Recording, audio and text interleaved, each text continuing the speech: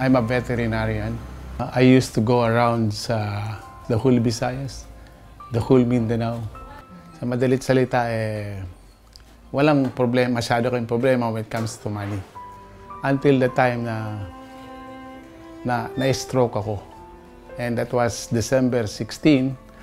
Then 12 hours after, when I was in the hospital, nasendong ang pamilya ko.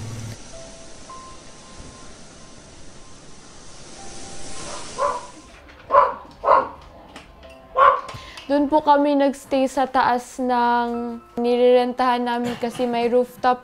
Pag ganun po namin, madungaw na namin yung tubig. Sabi ko, Lord, ito na talaga yung katapusan. Niisip ko na talaga kung sakali man magkahiwalay-hiwalay ka, mamatay na lang din ko. 5 o'clock, bigla pong bumaba na lang yung tubig. Sabi ko na, kailangan tayong umalis kasi hindi ko alam kung ano nangyari sa papa mo. Dumating yung the whole family. And maputik sila, basang-basa. Sinasabi nila, marami daw patay. Pagkakita ko po sa daddy ko, nagagalit po ako sa Panginoon. Parang, bakit sa lahat ng tao, kailangan pa namin ma-experience yung ganito? Natulog kami, isang bed na maliit lang po doon sa ospital. Every time po na may mamatay, pinupunasan namin para makahiga lang. Gusto mong mamatay, ayaw mong mamatay kasi paano ka kung mamatay yung mga anak mo? Noong December 24, nakaalis ho kami sa ospital. Minabuti ho namin bumalik doon sa aming lugar. For the whole 1 month and 2 months ata ho yun. Walang ilaw, walang tubig. Do not worry about tomorrow. Sa isip pwede, pero in reality napakahirap. Yung panahon na yon, nabuhay ako doon sa faith ko. Nung lumapit ako sa Archdiocese, bumisita nga ako sa bahay. Nung nakita nila yung sitwasyon namin, tutulungan daw niya ako makabahay kasi meron siyang kakilala dito sa Xavier Ecobill. I keep on praying every day na, Lord, ito na siguro, bigyan mo kami ng bahay. So, that prayer was fulfilled. No?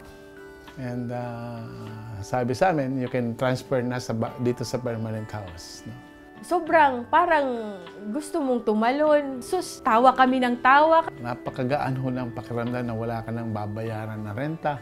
Kung wala ho kaming titirahan, hindi ko alam po kung nasaan kami ngayon. Meron akong trabaho, kahit papaano, mag-utang man, makakabayad na kami. So parang, Lord, thank you. Wala na nagyud. Nung paglipat po namin dito sa Xavier Ecobill, mas naging strong po yung family namin. May mga araw po na nagba-Bible study kami, nag-uusap-usap kami. Mas malaki na po yung hope ko, yung chance ko na makapagtapos ng pag-aaral.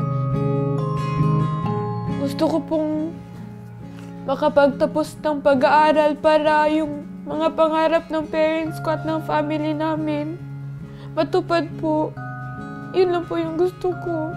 Proud ka na sa hirap ng pinagdaanan mo, na kahit na papasok sa eskwelahan na hindi alam ng mga classmates na hindi pa kumakain, pero nag-i-excel pa rin ba? Papaaralin ko rin po yung mga kapatid ko.